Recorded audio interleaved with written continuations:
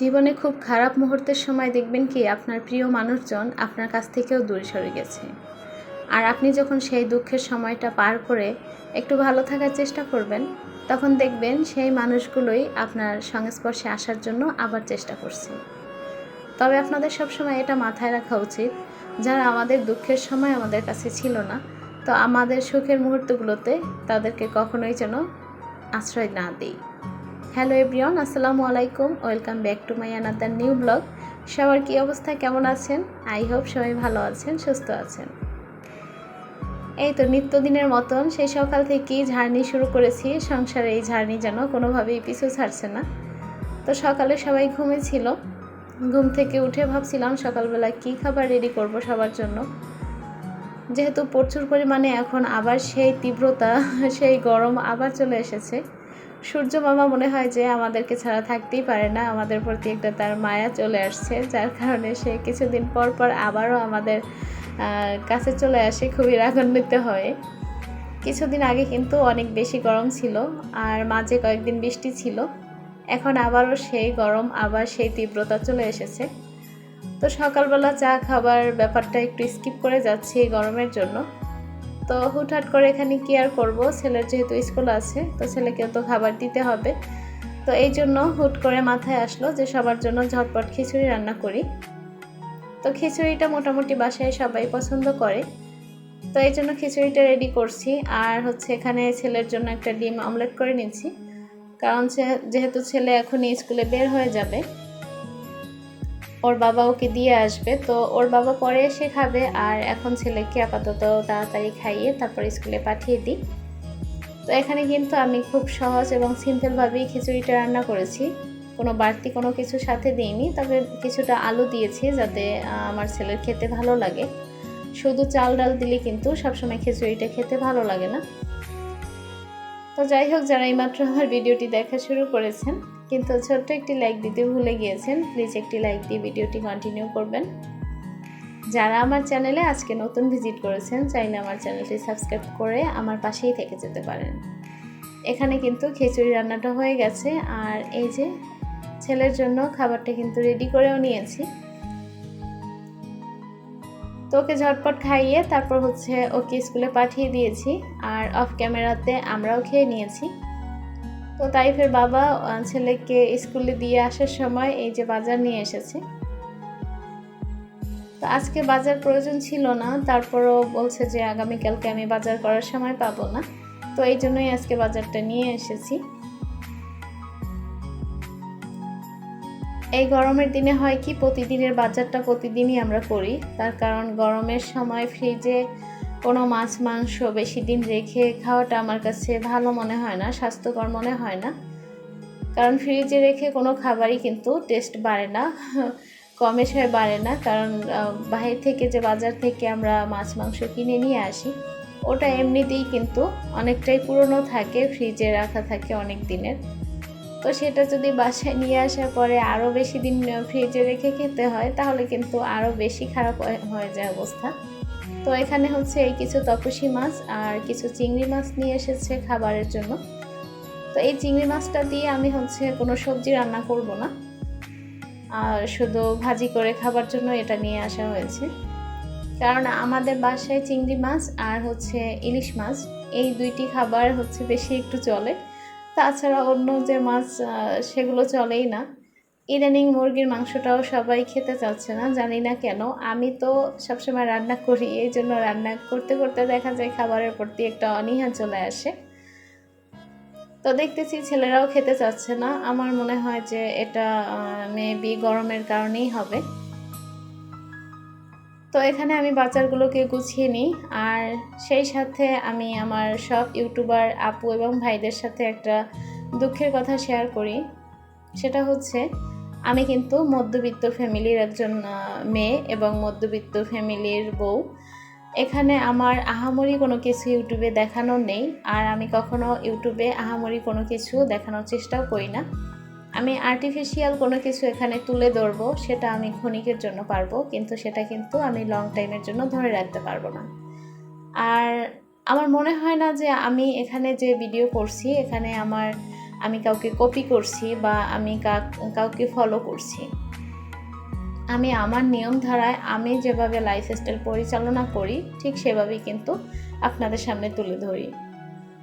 তো যাই হোক, আমি কিন্তু চিংড়ি মাছগুলোকে আজকে যেহেতু ভাজি করব না, এই জন্য মোটামুটি একটু পরিষ্কার করে তারপর ফ্রিজের ডিপে যে উপরের ট্রেটা থাকে এভাবেই রেখে দিয়েছি। কারণ আমি যদি বক্সে জমা করে রেখে দিই তাহলে দেখা যায় একসাথে অনেকগুলো চিংড়ি মাছ বাইরে বের করে তারপর ছুটাতে হয়।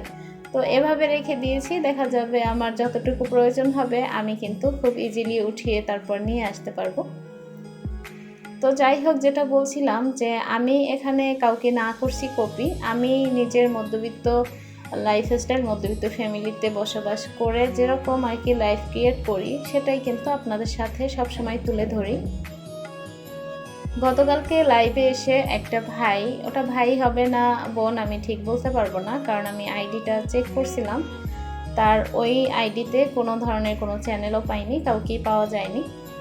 তো সে এসে আমাকে, এই যে আপনারা এখানে স্ক্রিনে দেখতে পারবেন, আমি তার কমেন্টটা তুলে ধরছি আপনাদের সাথে শেয়ার করছি। তো সে এসে হুটহাট করে এই ধরনের কমেন্ট কেন করেছে আমি জানি না ঠিক।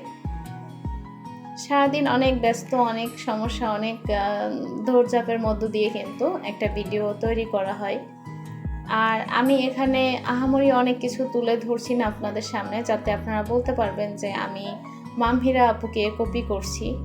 আমার একটাই কথা, মামহিরা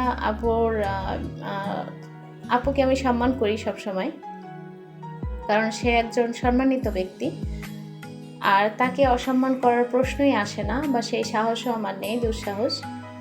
মামহিরা আপুকে যদি আমি কপি করতে যাই তাহলে কিন্তু তার লাইফস্টাইল আমাকে সেইভাবেই পরিচালনা করতে হবে বা সেইভাবে সব কিছু তুলে ধরতে হবে। তো আমি তো সেই ধরনের কোনো কিছু এখানে দেখাচ্ছি না। আর মামহিরা আপু যেভাবে কথা বলে সেভাবে চেষ্টা করলেও একটা মানুষ কথা বলতে পারবে না, কারণ প্রত্যেকটা মানুষ কিন্তু নিজ নিজ অবস্থানে সে যেরকম, মানে প্রত্যেকটা মানুষ কিন্তু আলাদা আলাদা বৈশিষ্ট্য আছে। এখানে কেউ কাউকে চাইলেও কপি করা সম্ভব না। তবে হয় কি, একটা মানুষের কাজ কর্ম দেখে সেটা থেকে মানুষ উৎসাহ হতে পারে, উৎসাহ পেতে পারে, কিন্তু এখানে কেউ কাউকে কখনো কপি করতে পারে না।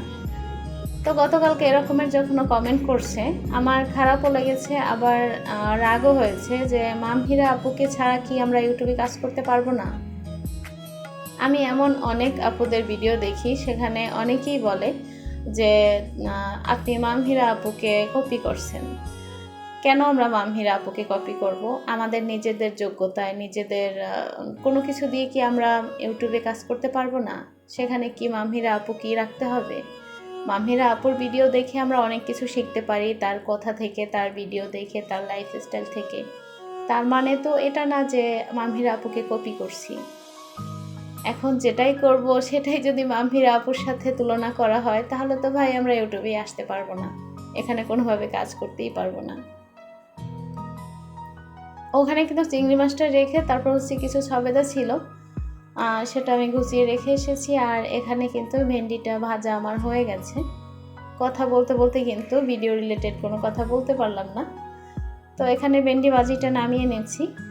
আর ওখানে হচ্ছে আজকে তপসী মাছটা নিয়ে এসেছে, যেহেতু ওটার ফ্রিজে রাখবো না, ওটাই রান্না করে ফেলবো।